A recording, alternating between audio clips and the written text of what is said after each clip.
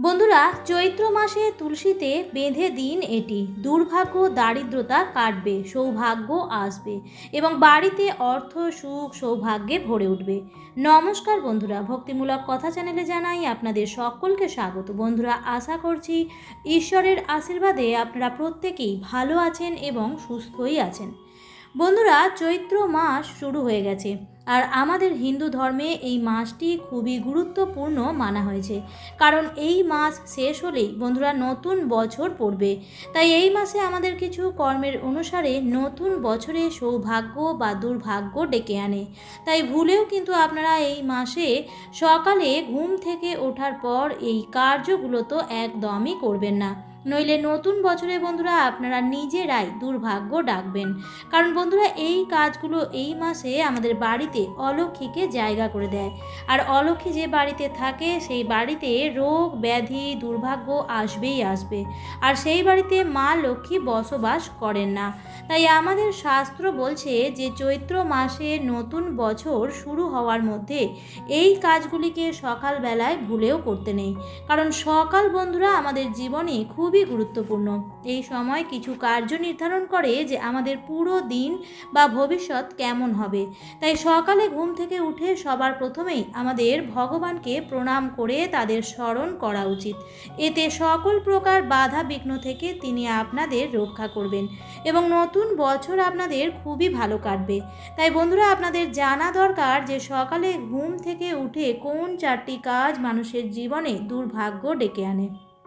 যে বাড়িতে এই 4টি কাজ করা হয় সেই বাড়িতে দারিদ্রতা আসবেই আসবে।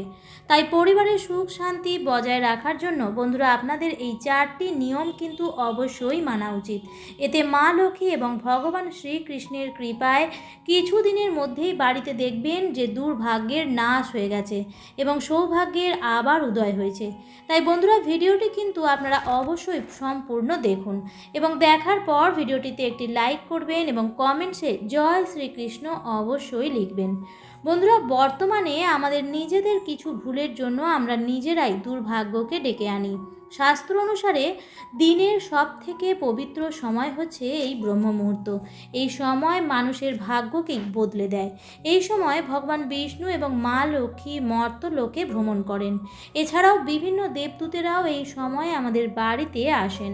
তাই সেই সময় যদি তারা দেখেন যে আমাদের বাড়িতে সকাল সকাল ভগবানের নাম হচ্ছে, প্রদীপ জ্বলছে এবং পরিষ্কার পরিচ্ছন্ন রয়েছে, তো বন্ধুরা এতে ভগবান কিন্তু অত্যন্তই প্রসন্ন হয় এবং সেই বাড়িতে তিনি বিরাজ করেন। দ্বিতীয় হলো বন্ধুরা, সকালে ঘুম থেকে উঠেই কিন্তু নিজের মুখ আয়নায় দেখবেন না। তাই যে ঘরে আপনারা ঘুমাবেন সেই ঘরে কিন্তু আপনারা আয়না রাখবেন না, আর যদি থেকেও থাকে তাহলে সেই আয়নাটিকে আপনারা ঢাকা দিয়ে রাখার চেষ্টা করবেন। কারণ বন্ধুরা, সকাল সকাল ঘুম থেকে উঠে আয়নায় নিজের মুখ দেখা নিজের দুর্ভাগ্যকে ডেকে আনা হয়।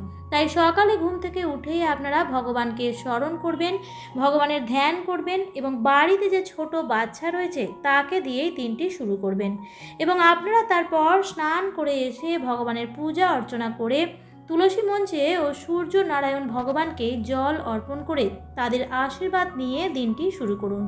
এরপর আপনাদের যে গুরু মন্ত্র রয়েছে বা যে ইষ্ট মন্ত্র আপনারা জপ করেন তা জপ করুন।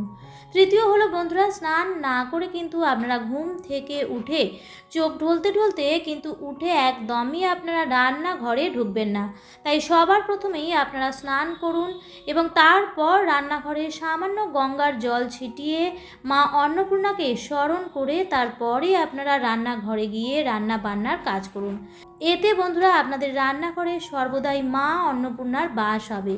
চতুর্থ হলো বন্ধুরা, ঘুম থেকে উঠে ভুল করেও আপনারা কারোর সাথে ঝগড়া ঝামেলা করবেন না। কারণ বন্ধুরা, আমি জানি যে পরিবারের সবাই সমান হয় না, কারোর না কারোর মাথা ঠিকই গরম হয়ে যায়। কিন্তু বন্ধুরা, আপনি জানেন যে কোনটা করা ঠিক এবং কোনটা করা উচিত নয়।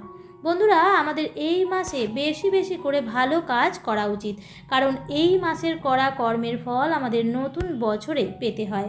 তাই বন্ধুরা, আপনাকেও আপনার দুর্ভাগ্যকে শেষ করে দিয়ে সৌভাগ্যের সূচনা করতে হবে।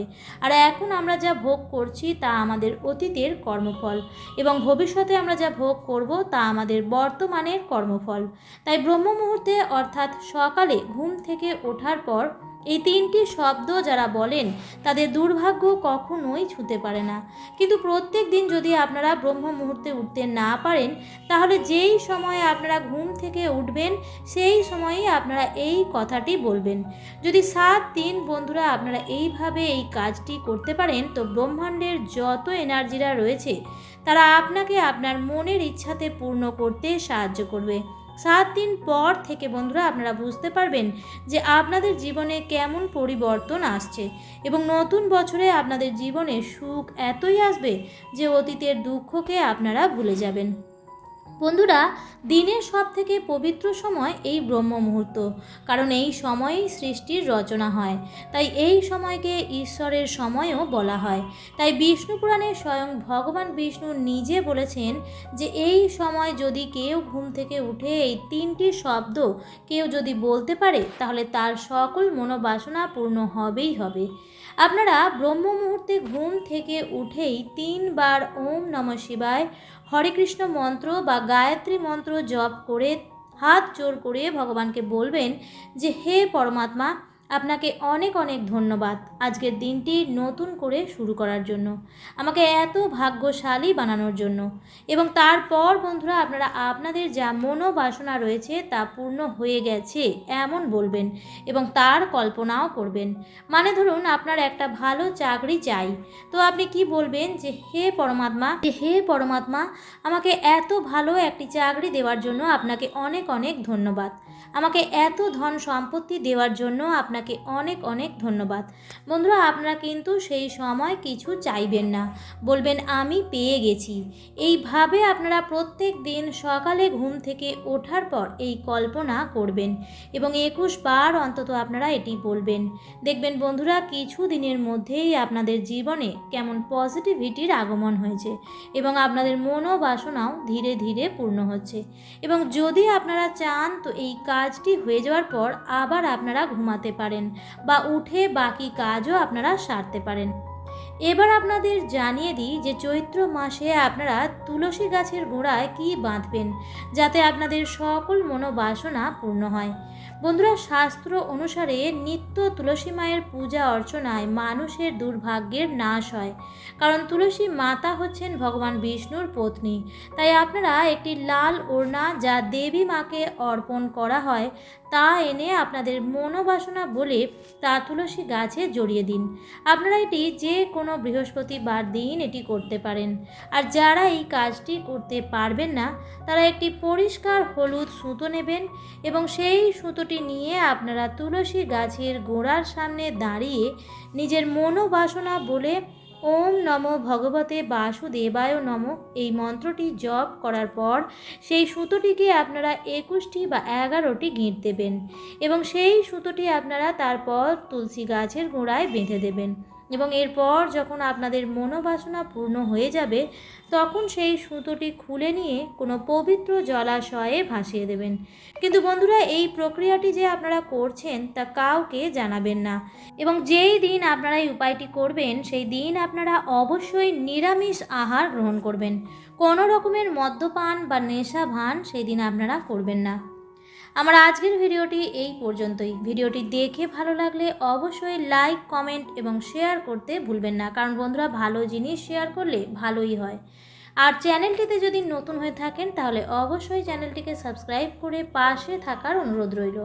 আবারও দেখা হবে পরবর্তী নতুন ভিডিওতে। ভালো থাকবেন, সুস্থ থাকবেন। ধন্যবাদ।